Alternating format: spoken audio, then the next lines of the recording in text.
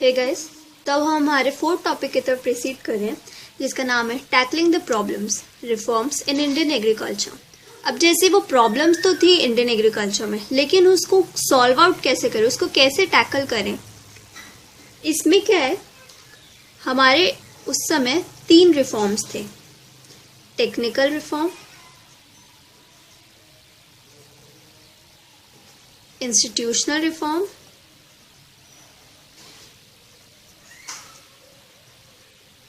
और थर्ड था general reform.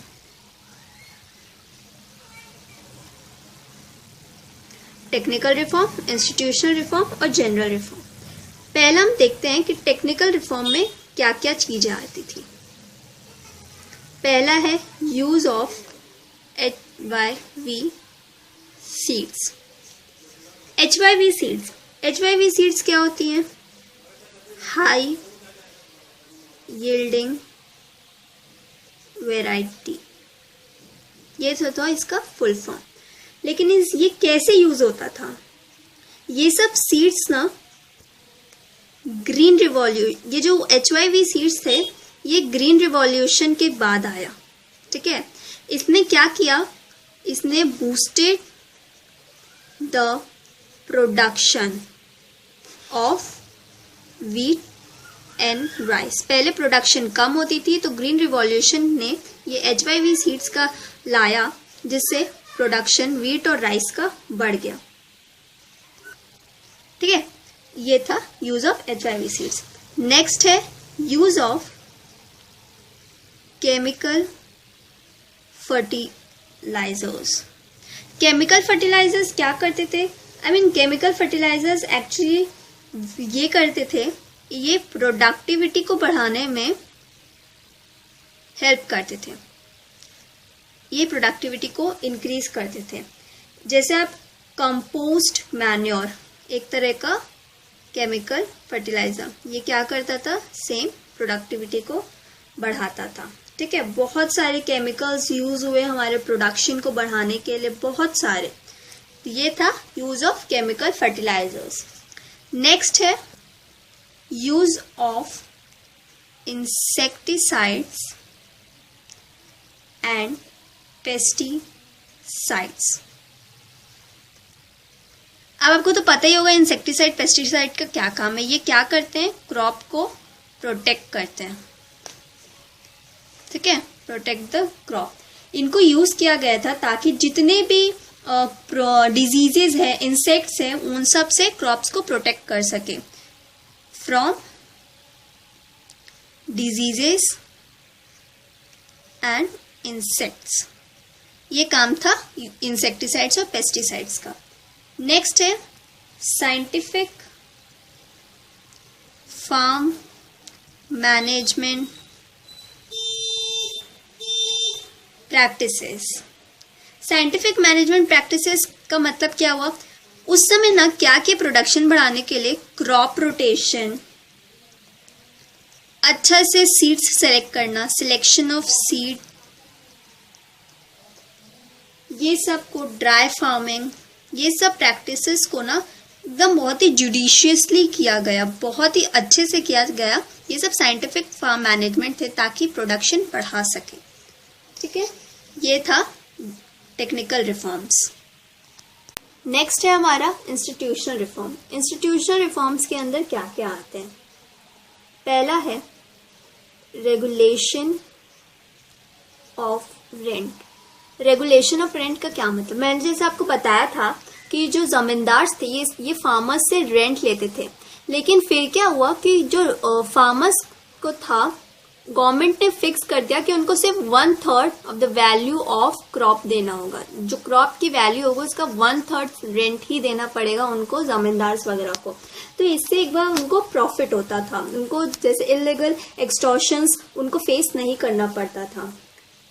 Next है consolidation of holdings. Consolidation of holding ये वही है जो मैंने आपको पहले बताया कि फार्मर्स के इधर उधर स्कैटर्ड लैंड होते थे, तो गवर्नमेंट ने क्या किया, ये सारे लैंड को उनको एक जगह लाके दे दिया ताकि उनकी जो एनर्जी हो ज्यादा वेस्ट ना हो, उनका ज्यादा पैसा ना लगे अलग अलग लैंड को कल्टीवेट करने में, वो एक ही लैंड पे, एक ही जगह पे, एक ही टाइम पे कल्टीवेट कर सकते हैं। नेक्स्ट है ceiling on land holdings. Ceiling on land holdings का मतलब क्या होता है? पहला, सीलिंग का मतलब क्या होता है? किसी से किसी के पास अगर एक्सेस मनी है तो उनसे थोड़ा ले लेना। किसी के पास, जैसे अब यहाँ पे फार्मर्स की बात हो रही है, एग्रीकल्चर की बात हो रही है, तो क्या होगा, जिन लोगों के पास मेनली जमींदार से ज्यादा लैंड होते थे, उनसे गवर्नमेंट क्या की थी, उनसे ये छीन ली थी और ये सब लैंड्स जो लैंडलेस फार्मर्स थे उनमें डिस्ट्रीब्यूट कर दी थी। ठीक है, जिनके पास बहुत सारे लैंड्स होते थे, एकर्स में बहुत सारा, 20 एकड़ 30 एकड़, वो क्या करती थी गवर्नमेंट, जो लैंडलेस, जिनके पास कुछ भी नहीं था कल्टीवेट करने के लिए, पैक कमाने के लिए, खाने के लिए, वो उन लैंडलेस फार्मर्स को दे देती थी। नेक्स्ट है कोऑपरेटिव फार्मिंग। कोऑपरेटिव फार्मिंग, आपने कोऑपरेटिव सोसाइटी सुना होगा। कोऑपरेटिव फार्मिंग क्या होता था कि जो फार्मर्स होते थे, छोटे मोटे फार्मर्स, उनके पास ज्यादा पैसा नहीं होता था, तो क्या था कि बहुत सारे फार्मर्स, इन लोग एक साथ आए, इन्होंने अपना पैसा एक जगह कंट्रीब्यूट किया और इससे जब कंट्रीब्यूशन करने से बहुत सारा पैसा आ गया, तो इसमें जब जिसको जरूरत होती थी वो थोड़ा सा ले लेता था और फिर बस बाद में जब उसका काम हो जाता था, उसके पास पैसे आ जाते थे, तो वो वापस कर देता था। ये था कोऑपरेटिव फार्मिंग। अब नेक्स्ट है हमारा जनरल रिफॉर्म।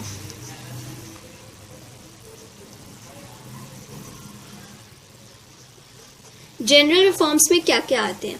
पहला है एक्सपेंशन ऑफ इरिगेशन फैसिलिटीज। अब गवर्नमेंट का मेन फोकस किस पे आ गया था कि फार्मर्स की क्रॉप्स की प्रोडक्शन बढ़ाएं, इंक्रीज करे। तो उनको सबसे पहला क्या करना पड़ता? उनको इरिगेशन फैसिलिटी इंप्रूव करनी पड़ती। जैसे मैंने आपको बताया था कि उन लोग सिर्फ और सिर्फ रेनफॉल पे डिपेंड होते थे। गुड रेनफॉल मतलब अच्छी आउटपुट, बैड रेनफॉल मतलब बुरी आउटपुट। तो उनके इरिगेशन फैसिलिटी को उन्होंने बहुत अच्छा डेवलप किया। ठीक है, उन्होंने बहुत सारे बड़े बड़े प्रोजेक्ट्स को इम्प्लीमेंट किया, ट्यूबवेल्स बनाए, ड्राई फार्मिंग टेक्निक्स यूज की गई थी, जो पानी के बिना हो सकती थी, वो सब टेक्निक्स ड्राई फार्मिंग टेक्निक्स होती हैं, वो बनाए गए थे। ये था expansion of Indian agriculture. Next है प्रोविजन ऑफ क्रेडिट। जैसे मैंने आपको बताया था कि फार्मर्स के पास उतने पैसे नहीं होते थे कि वो न्यू टेक्नोलॉजीज अडॉप्ट कर सके, तो उनको उधार लेना पड़ता था। क्रेडिट मतलब उधार होता है। तो गवर्नमेंट ने क्या किया कि cooperative societies, cooperative credit societies उन्होंने सेटअप किया। ये कोऑपरेटिव सोसाइटीज क्या करती थी?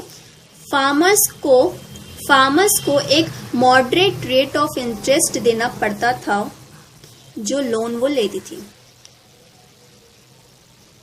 On the loan. ठीक है, कमर्शियल बैंक्स सेटअप किए गए जो केटर करता था फार्मर्स को। ठीक है, ये सिर्फ और सिर्फ 72% टोटल इंस्टीट्यूशनल क्रेडिट। और क्या किया गया था? ये तो कमर्शियल बैंक सेटअप कर दिया उन्होंने, कोऑपरेटिव क्रेडिट सोसाइटी सेटअप किया उन्होंने, और रीजनल रूरल बैंक्स एस्टैब्लिश किए थे और क्रेडिट फैसिलिटीज प्रोवाइड करने के लिए फार्मर्स को। ठीक है, नेक्स्ट है regulated markets and cooperative marketing societies. इसका मतलब क्या है कि जैसे फार्मर्स को एक रेम्यूनरेटिव प्राइस ऑफर करने के लिए और उनको प्रोटेक्ट करने के लिए फ्रॉम एक्सप्लॉयटेशन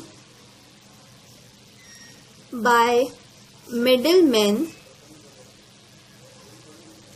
गवर्नमेंट ने ये कमिटी सेटअप की। ठीक है, फार्मर्स मेंबर्स हो सकते थे इस कमिटी के, ठीक है। नेक्स्ट है price support policy. Farmers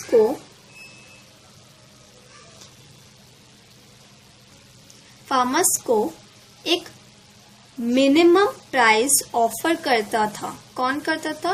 government. इसके अंदर उनको वो प्राइस बेचना, इससे ना नीचे बेच सकते हैं वो, ना इससे ज्यादा बेच सकते हैं वो। और अगर कुछ बल्क में चीजें बच जाती थी तो वो गवर्नमेंट बाय करता था। ये गवर्नमेंट मेक श्योर करता था कि जो वो चीजें फार्मर्स प्रोड्यूस कर रहे हैं वो जिस रेट पे उन्होंने तय किया है उसी रेट पे बेचे, इससे ना ज्यादा बेचे ना कम बेचे। और अगर उनके पास प्रोडक्शन बहुत ज्यादा बच जाता है तो वो गवर्नमेंट खरीद लेगा।